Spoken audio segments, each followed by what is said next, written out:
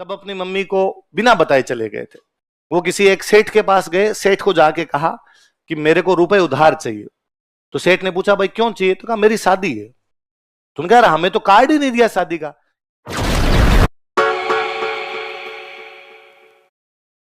रासबिहारी बोस लिखते हैं कि आपको ऐसे सैकड़ों एग्जाम्पल मिल जाएंगे भारत में और राजस्थान में तो लाखों मिल जाएंगे कि किसी पिता ने अपने पुत्र को युद्ध में भेजा कि जाओ और मातृभूमि की रक्षा करो।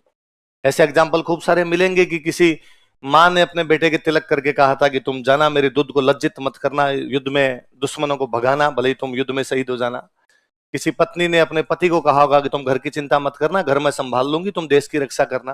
किसी बहन ने अपने भाई को कहा होगा। ऐसे सैकड़ों सैकड़ों एग्जाम्पल है, पर ऐसे बिरले एग्जाम्पल मिलते हैं कि जब किसी ससुर ने अपने दामाद को कहा हो कि तुम भी लड़ाई के लिए चले जाओ।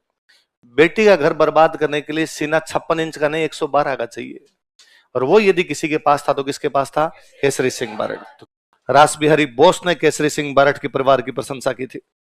एक ही परिवार के 4 लोग, केसरी सिंह बारट, जोरावर सिंह बारट, प्रताप सिंह बारट, ईश्वरदान आसिया। केसरी सिंह जी को जेल हुई, प्रताप सिंह जेल में शहीद हो गए, जोरावर सिंह ईश्वरदान आसिया गिरफ्तारी नहीं हुई। ईश्वरदान जी भी कई दिन तक गिरफ्तार नहीं हुए, बाद में हालांकि मुकदमा हट गया था, आगे को ज्यादा चीजें मिलती नहीं अपने उनके खिलाफ, पर ये भी उस मुकदमे में थे। कम से कम दिल्ली वाले उस कांड के अंदर तो ये भी शामिल थे। देश में ऐसा भी कोई एग्जाम्पल नहीं है कि पूरा का पूरा परिवार क्रांतिकारी गतिविधियों में उतर गया हो।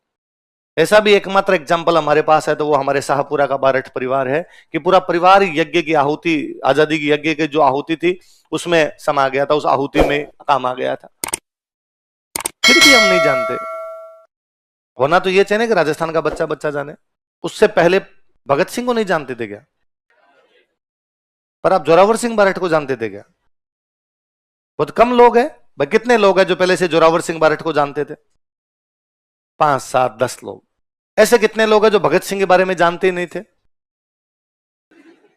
सारे जानते थे। क्यों है ऐसा? कहां कम है? भगत सिंह से कम थोड़ी है। उल्टा भगत सिंह ये लोग कहते हैं कि हमारे क्रांति में कोई गुरु है तो वो थे सचिंदर सान्याल। कौन थे? सचिंदर सान्याल कहते हैं कि मैंने क्रांति यदि किसी से सीखी और देखी है तो प्रताप सिंह बारट है। तो भगत सिंह के गुरु जी है। पर दिक्कत यह है कि भगत सिंह को सबसे पहले पंजाब वालों ने पढ़ाना शुरू किया। पंजाब वालों ने अपने भगत सिंह को हीरो माना, पूरा भारत मानता है। आपने तो खुद ही नहीं माना। होना तो यह चाहिए कि प्रताप सिंह बारट नागालैंड की किताब में पढ़ाया जाए। भगत सिंह पूरे भारत में पढ़ाए जाते हैं ना, खाली पंजाब में थोड़ी पढ़ाए जाते हैं। हम राजस्थान वाले मानते हैं ना। आज भी अपने से कोई पूछे, समेत मेरे इस कमरे में जितने लोग उपस्थित हैं, अपने से पूछे कि आपके आदर्श कौन है, हम तमाम लोग अपने यदि 5 आदर्श बताएंगे उनमें एक नाम भगत सिंह का होगा। हम आज भी यदि आपको मैं कहूं कि यार आपको कमरे में पोस्टर लगाने हैं आपके आदर्शों के, तो आप किसका लगाना पसंद करोगे? हम तमाम लोग चाहेंगे उनमें एक भगत सिंह का पोस्टर हो। तो प्रताप सिंह बारट के बारे में क्यों नहीं? क्योंकि हमें नहीं पढ़ाया गया, हमारी इतिहास की किताबों में नहीं था। इन सालों में फिर भी थोड़ी जागृति है, वापस थोड़ी इतिहास की किताबों में चीजें आनी शुरू हुई है। आरपीसी का तो लाख लाख भला है कि आरपीसी ने आजकल इनके क्वेश्चन पूछने शुरू कर दिए, इसलिए अपने को पढ़ना ही पड़ता है। होना तो ये चाहिए ना कि आपने 10th तक जब कभी हिस्ट्री पढ़ी थी तब पूरा एक चैप्टर इन पर ही होता। होता क्या है, हम 3rd क्लास से भगत सिंह पढ़ते हैं, इसलिए भगत सिंह को जानते हैं। आप में से कौन है इतने जिन्होंने भगत सिंह की जीवनी पढ़ रखी है? कोई आदमी नहीं। आप में से कौन है जिन्होंने भगत सिंह की लिखी भी कोई एक भी किताब पढ़ी है? कोई भी नहीं। फिर आपने भगत सिंह के बारे में कहां से पढ़ा? आपने कहा सर स्कूल में 3rd में पढ़ाया था, 4th में पढ़ाया था, 5th में पढ़ाया था, 10th तक लगातार भगत सिंह भगत सिंह भगत सिंह पढ़ाया था। सर हर 15 अगस्त के भाषण के अंदर कहा था भगत सिंह ने आजादी दिलाई। हर 26 जनवरी के भाषण में हमने खुद ने बोला होगा, कभी भाषण दिया कि भगत सिंह हमारे हीरो है। तो हम भगत सिंह को जानते हैं, हम गांधी जी को जानते हैं, हम सुभाष चंद्र बोस को जानते हैं। वैसा ट्रीटमेंट इनको क्यों नहीं मिला? मुझे अब भी बड़ा अजीब लगता है कि राज्य की राजधानी के अंदर इनकी मूर्तियां नहीं है।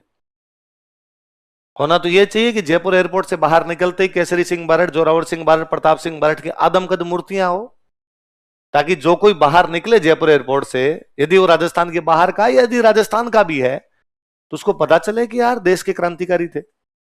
उल्टा हर कोई आके कह के चला जाता है कि राजस्थान वालों का फ्रीडम मूवमेंट में क्या योगदान था।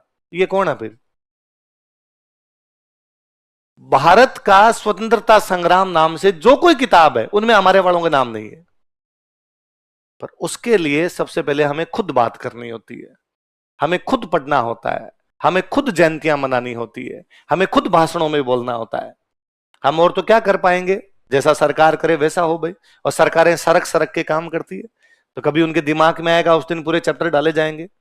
पर तुम करना, तुम एसडीएम लगोगे, तुम कहीं की डिप्टी बनोगे, तुम आरएस बनोगे, तुम अच्छी पोस्ट पर पहुंचोगे, तुम्हें लोग कार्यक्रमों में बुलाएंगे, तुम्हें 15 अगस्त के कार्यक्रम में बुलाया जाएगा, 26 जनवरी के कार्यक्रमों में, कोई एनुअल फंक्शन के अंदर बुलाएंगे, तुम भाषण दोगे। तुम कहना हमेशा उन भाषणों में कि देश के सबसे बड़े क्रांतिकारी ये थे, बाकियों के नाम बाद लेना। आप जब लेना शुरू करोगे, आपको देख के 10 लोग सीखेंगे, आप लोगों के आदर्श बनोगे। बच्चों को ये लगेगा कि यार ये जो एसडीएम सर लगे हुए इन्होंने प्रताप सिंह बारठ का नाम लिया। कोई बच्चा तो घर पे जाके पढ़ेगा, वो तो प्रताप सिंह के बारे में और जानेगा, वो तो जोरावर सिंह के बारे में और बातें जान पाएगा। इसलिए तुम ध्यान रखना, तुमसे जब बात की जाए, तुमसे कभी कहीं कहा जाए, तुम कभी कहीं पे लिखो तो इनके बारे में लिखना। धीरे धीरे धीरे धीरे चीजें बदलेगी, जिस दिन बदलेगी उस दिन हम देखेंगे। मुझे तो और बड़ा लगता है कि प्रताप सिंह बारठ की मम्मी का नाम था माणिक्य कंवर। क्या नाम था?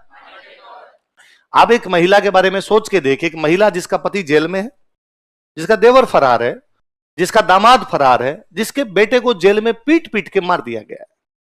वो कितनी कठोर हृदय रही होगी, क्या पाषाण हृदय महिला रही होगी। उसके बावजूद उसका स्टेटमेंट है कि प्रताप सिंह जब घर से निकले थे ना, तब अपनी मम्मी को बिना बताए चले गए थे। वो किसी एक सेठ के पास गए, सेठ को जाके कहा कि मेरे को रुपए उधार चाहिए। तो सेठ ने पूछा भाई क्यों चाहिए? तो कहा मेरी शादी है। तुम कह रहा हमें तो कार्ड ही नहीं दिया शादी का, कि वो पापा तो गिरफ्तार है इसलिए ज्यादा किसी को बताया नहीं, वरना तो क्या पता अंग्रेज घर पे आ जाए, कोई ब्याह भी नहीं होने दे, इसलिए गुपचुप तरीके से हम तो ये कर रहे हैं। सेठ उनके पिताजी के बहुत अच्छे दोस्त थे, उन्होंने रुपए दे दिए। पर सेठ 2-3 दिन वो रुपए लेके चले गए। 2-3 दिन बाद सेठ उनके घर पे उनकी मम्मी को उलाहना देने के लिए कि घर में ऐसी कोई बात थी तो मुझे तो बताते। रुपए की क्या आवश्यकता थी? और भी रुपए चेत ले लो। तो उनकी मां ने कहा रुपए किस लिए? अरे कि प्रताप की शादी थी, नहीं बुलाओ कोई बात नहीं है, पर सुख दुख में कोई बात तो बताओ, मैं आपके परिवार का हमेशा सहयोगी रहूं। कब प्रताप की शादी? नहीं तो अरे वो मेरे से 2 दिन पहले रुपए लेके गया। तो उनकी मां का स्टेटमेंट है कि प्रताप तेरी मां इतनी कमजोर थोड़ी थी, यदि तू बता देता कि अंग्रेजों से लड़ने जा रहा हूं तो कौन सा मैं जाने नहीं देती। तो तुम झूठ बोल के चला गया, मेरे को बिना बताए चला गया, या तू मुझे बता के नहीं गया कि ऐसा कुछ काम करना है। कालांतर में जब अंग्रेज उनके घर को नीलाम करने के लिए आए थे, कि अंग्रेजों ने कहा था क्रांतिकारियों के जो भी घर होते थे ना उनको बाद में वो जब्त कर लिया करते। अभी भी आप सुनते हो ना कि सरकार ने बुलडोजर चला दिए अपराधियों के घरों पर। तो ये पहले से इस अंग्रेजों के टाइम में भी ऐसा होता था। तो अंग्रेज जब आए तो अंग्रेजों में थे कौन? थे तो इंडियन ही सारे के सारे। जो पुलिस ऑफिसर था वो इंडियन था। उसने आके उनकी मदर को कहा, माणिक्य कंवर को कहा कि देखो सरकार का ऑर्डर है, घर तो खाली करना पड़ेगा, इस पे सरकार कब्जा करेगी। मैं आपके प्रति थोड़ी सिंपैथी रखता हूं, बुरा समय शुरू होगा, आपके पति घर पे नहीं है, आपका देवर घर पे नहीं है, आपका बेटा घर पे नहीं है, आपका दामाद घर पे नहीं है, रिश्तेदार आपको रखेंगे नहीं, क्योंकि जो रिश्तेदार आपको अपने घर पे रखेगा पुलिस उसको गिरफ्तार कर लेगी। इसलिए सोना चांदी गहना गांठा यदि इधर उधर रखा हुआ है तो बांध लो, रुपए टक्के पैसे हैं जो भी बांध लो, मैं आपको समय देता हूं, रुपए लेके निकल लो अपने यहां से। उनके मदर का स्टेटमेंट है कि नहीं धन सोना चांदी नहीं चाहिए। मेरे ससुर जी ने, मतलब केसरी सिंह बारठ के फादर थे कृष्ण सिंह बारठ, उन्होंने खूब सारी किताबें लिखी थी, वो हमारे बेसमेंट में खूब सारी किताबें पड़ी है, आप टाइम दो तो मैं सारी किताबें बांध लूं क्या? ये दोबारा नहीं लिखी जाएगी, रुपए धन पैसे तो कमा लेंगे। जिनकी माएं किताबों से प्यार करती है उनके प्रताप सिंह पैदा होते हैं।